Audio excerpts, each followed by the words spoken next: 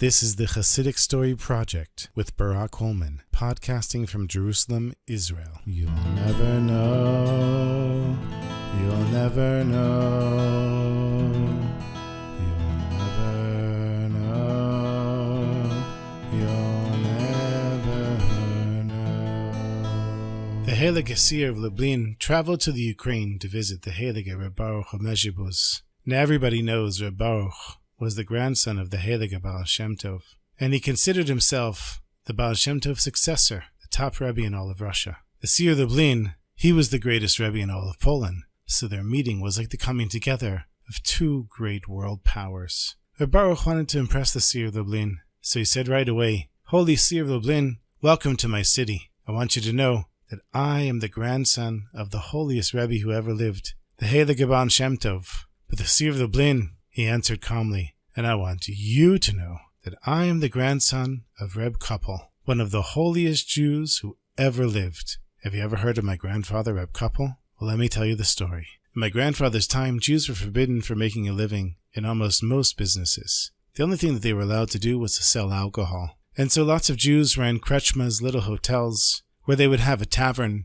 and make some money from the drinks they sold. And why did the non-Jews have the Jews sell the alcohol? Well, it was pretty simple. When all the peasants would come into the tavern at the end of the day, and they would get drunk, most of the time, they would end up not paying the tavern keeper. So better to have a Jew that would lose his back than someone else. And so Reb Koppel, my grandfather, he needed to make a living for his family, so he decided to open up one of these inns. And he ended up in a very remote location. He was the only Jew in the whole city. And outside of an occasional Jew passing by on the road, the only people that really came to drink in his tavern were the Polish peasants. Now, my holy grandfather, he wasn't really a bartender or a tavern keeper. That wasn't what he wanted to be. And what he really ended up being was a Rebbe. So he didn't want his bar to be this wild, vulgar place, and he kept it very civil there. He made a point of talking with all of his customers. He'd ask them about their lives and give them advice. And it got to the point where the peasants were enjoying interacting with Reb Koppel so much that they decided to stop going to the Catholic priest in town and confessing to him. One day, a new priest came into town, and he said, "How come none of the people in this town come to confess their sins?" And eventually somebody said to him, "Well, that's because we all go to Reb Koppel's tavern and confess our sins there, so we don't need a priest." The priest wasn't happy about this at all, and he told everyone, "You're not allowed to confess to a Jew. That doesn't do anything for you. You have to confess to a priest, a proper Catholic priest, and if not, you're going to go straight to hell." But everybody just ignored him, because they enjoyed confessing to Reb Koppel, and they liked the advice they got back from him as well. Now everybody knows, by a certain time on the day before Pesach, every Jew has to sell or destroy all of his chametz, everything that's made out of grain. And whiskey is made out of chametz. And so, since Reb Koppel had all this whiskey that he was selling, what he would do every year is sell it to one of his neighbors. He would shut down the tavern for a week, and when it was over, he'd reopen it, and everybody would come and start drinking, and the whole business picked up again. So this new priest who came to town, he decided, okay, we've got to do something about confessing here.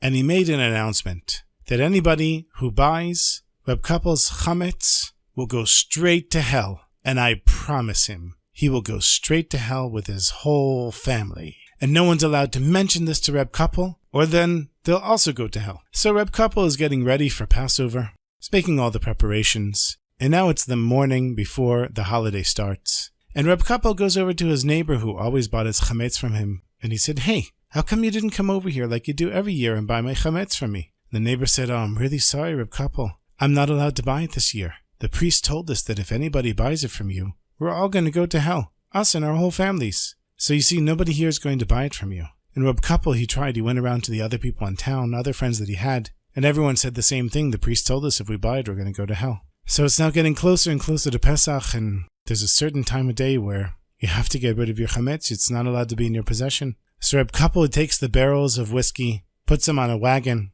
and rides them out to the lake outside of town. He dumps the barrels on the lake shore, and he announces, as it's required by halacha, that these barrels are hefker. They're ownerless. They no longer belong to me. And then he got back on the wagon and went back to his house to prepare for the Seder. Now, he knew that this was his entire livelihood, because the way his business worked is the first barrels of whiskey that he ever received were on consignment. After he sold them, he paid for them, and then he would get another few barrels on credit. And these barrels as well were on credit. He hadn't paid for them yet. He was planning on paying for them from the profits that he would make when he sold them.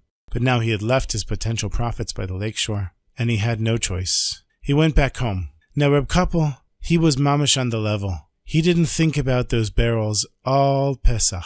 The whole holiday, he didn't think about them at all. But when the holiday was over, he realized, oy vey, what am I going to do?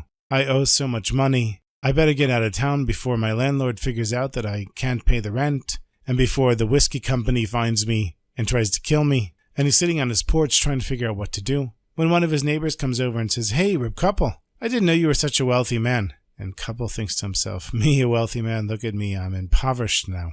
And so Reb Koppel says to this guy, "What are you talking about?" And he said, "All of those Cossacks, all of those big soldiers that have been guarding your whiskey by the lakeshore, all Passover long." Reb Koppel said, "What are you talking about?" And this neighbor said, "Why don't you go and see?" So Reb Koppel heads over to the lakeshore, and sure enough, he sees it surrounded by Cossacks. Now everybody knows Cossacks hated Jews. More than anything, they hated Jews. And they would squash a Jew at any opportunity. So it was clear that these Cossacks were sent from heaven. And Reb Koppel, as soon as he shows up by the barrels, the head Cossack, he comes over and says, "Oh, thank God you're back. How long did we have to wait for you? What, a whole week you were gone?" And then he tells all of his soldiers, "Let's get out of here." And they all ride away. So there's Reb Koppel by the lakeshore, sitting with his barrels of whiskey. And he thinks to himself, wow, this is amazing, not only did I not lose money, I can be right back into business right now. But then he thinks to himself, Hashem, do you know how hard it was for me to give up these barrels of whiskey?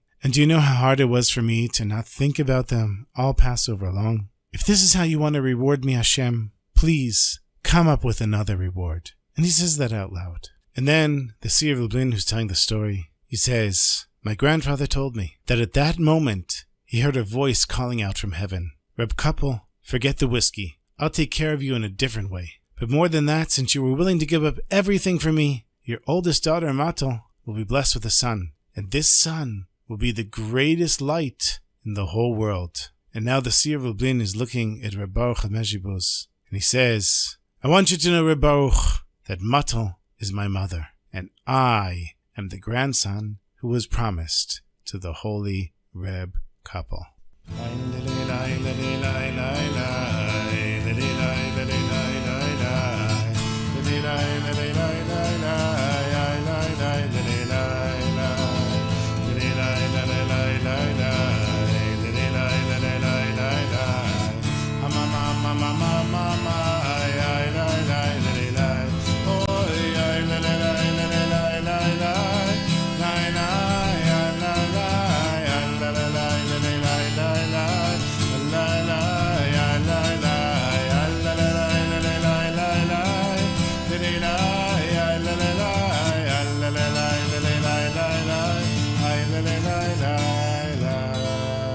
To become a supporter of this podcast, please go to HasidicStory.com, HASIDIC story.com.